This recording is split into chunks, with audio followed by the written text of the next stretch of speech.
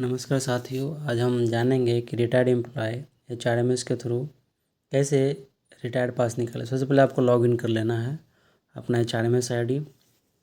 Next step में आपको अपना OTP आएगा, उसको डाल देना है। मैंने बहुत सारी चीज़ों को ब्लर करके रखा है ताकि प्राइवेसी कंसर्न के लिए। फिर उसके बाद आपको सबसे पहले लॉगिन पेज आ जाएगा। लॉगिन हो जाने के बाद आपको लेफ़्ट साइड में एम्प्लॉय सेल्फ सर्विस दिखेगा। एम्प्लॉय सेल्फ सर्विस को आपको क्लिक कर लेना है। शॉर्टकट में ESS लिखा होता है। आप जाएं और एम्प्लॉय सेल्फ सर्विस को आप क्लिक करें। एम्प्लॉय सेल्फ सर्विस क्लिक करते आगे पेज खुले, इसमें पास ऑप्शन पे जाना है। पास ऑप्शन में जाकर देखना है अप्लाई फॉर E-पास PTO। मैं जानता हूं कि आपका पास अभी नहीं बना है, लेकिन आप जब apply for pass and PTO पे क्लिक करोगे तो आपको अगला स्टेप क्या करना है वो मैं बताता हूँ। तो आप अप्लाई फॉर E-पास PTO पे क्लिक करें। क्लिक करने के बाद आपको आएगा एडिट डिटेल्स का ऑप्शन। एडिट डिटेल का ऑप्शन दिख रहा होगा आपको, लास्ट साइड से सेकंड नंबर पे है ना। एंटाइटलमेंट्स के जस्ट बगल में एडिट डिटेल्स, उस पर आपको क्लिक करना है। एडिट डिटेल्स पे जैसे आप क्लिक करोगे आपका अगला पेज खुलेगा जो इस प्रकार है। इसमें पहले आपको PPO नंबर दिख जाएगा। सेकंड वाले ऑप्शन में आपको यस कर देना है। एम्प्लॉय नेम भरना है। बाकी बहुत सारी चीज़ में भरी आएगी। इसमें भरना पड़ेगा आपको लिंग में अपना मेल फीमेल जो है। पहचान पत्र में आपको डालना है फैमिली आइडेंटिटी कार्ड या मेडिकल। आधार पैन इसमें बिल्कुल भी नहीं डालना है। फ़ोटो में फ़ोटो अपना डाल दें, जस्ट बगल में फ़ोटो तो अपना पासपोर्ट साइज फ़ोटो डाल दे। इसमें बहुत सारी चीज़ें भरी ही आती है, जैसे कि आपका सेवानिवृत्त कब हुए हैं, एक ने डेट ऑफ बर्थ, इसमें आपको भरने की ज़रूरत नहीं पड़ेगी। सुपर एनुएशन रहेगा वो आपको भरने की ज़रूरत नहीं है। नेक्स्ट आपका डेथ हुआ नहीं है कि नहीं, तो डेथ में कुछ नहीं भरना है। दूसरा आपको है कि भरना है पे लेवल, जिसमें आप रिटायर किए अपना PPO देखे है ना, उसमें आपको पे लेवल 3 है 4 है, वो पे लेवल आप देखेंगे। डिजिग्नेशन भर देना है आपको, है ना।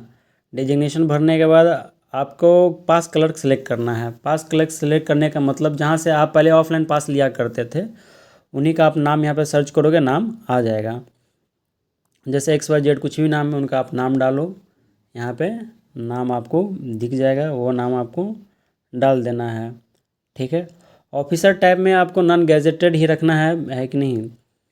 उम्र 20 साल से ज़्यादा नौकरी कर चुके थे तो उसमें यस करना है। बाकी ज़्यादा चीज़ भरना नहीं है। ठीक है, आप आगे चलें। अगर यहाँ पे अगर आपको अपना घर का एड्रेस और mobile number just communication detail में अगर चेंज करना है तो वहाँ आप चेंज कर सकते हैं। जैसे होता है ना कि हमको अपना एड्रेस पहले कुछ और था, अब हमें कहीं और हम शिफ्ट कर गए हैं, तो आप वहाँ चेंज कर लीजिए, कोई दिक्कत नहीं होगा उसमें। नेक्स्ट आप आगे जाओगे तो आगे आपको दिखेगा है ना डिपेंडेंट फैमिली मेम्बर। तो फैमिली मेम्बर जो डिपेंडेंट है उसके बारे में आप डिटेल डालें। जनरली आपको डालना है अपनी वाइफ का डिटेल, है कि नहीं। अगर आपका बेटा 21 साल से ज़्यादा हो चुका है तो उसका डिटेल बिल्कुल ना डालें, और आपकी अगर बेटी का शादी हो चुका है तो उसका डिटेल ना डालें। पहले आप जब देखोगे तो पहले फिर डिटेल डाला रहता है, उसको आपको हटा देना है। ठीक है। दूसरा चीज़ अगर आपकी विडो डॉटर है ना, विधवा बेटी, तो ही आपको उसका डिटेल डालना है, अदरवाइज उसका डिटेल नहीं डालना है। डिटेल में नेम डाल देंगे, नेम आपको पता है कि नहीं। संबंध में वाइफ जो भी है, जन्म तिथि डाल देंगे। फीमेल है तो वो डाल देंगे। आगे ऐसे ऐसे डिटेल आपको डालना है, इसमें कोई दिक्कत बिल्कुल भी नहीं हो। जो भी पढ़िए और आगे डिटेल डालिए। इसमें एक ऑप्शन है कि निर्भरता डिपेंडेंसी डॉक्यूमेंट में आपको PPO डाल देना है, क्योंकि PPO में आपके वाइफ का डिटेल रहेगा। मेंबर फ़ोटो, तो मेंबर फ़ोटो में उनका फ़ोटो पासपोर्ट साइज़ में आपको डाल देना है।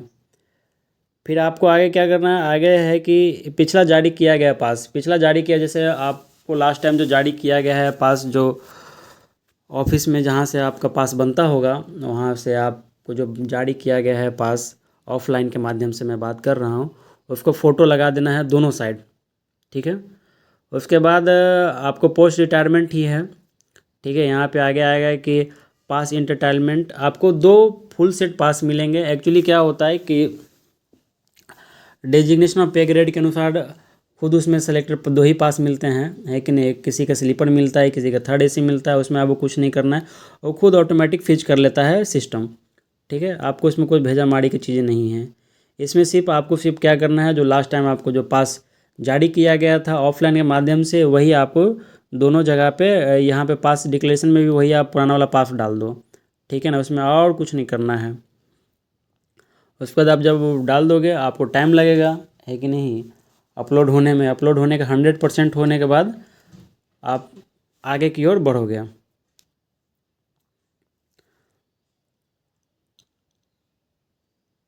नीचे जाकर सबमिट कर देना है। Please verify my bit detail for availing retirement pass, ये आपको रिमार्क्स डालकर नीचे सबमिट बटन पे सबमिट क्लिक कर देना है। जब सबमिट बटन में क्लिक करोगे आपके चेकबॉक्स खुलेगा, उसमें यस क्लिक करें और आपका सब काम खत्म। आपको अगर ये वीडियो अच्छी लगी हो तो मेरे चैनल को लाइक, शेयर एंड सब्सक्राइब करें। और कोई सजेशन देना हो तो नीचे कमेंट बॉक्स में आप सजेस्ट कर सकते हैं। ये मेरा पहला वीडियो था।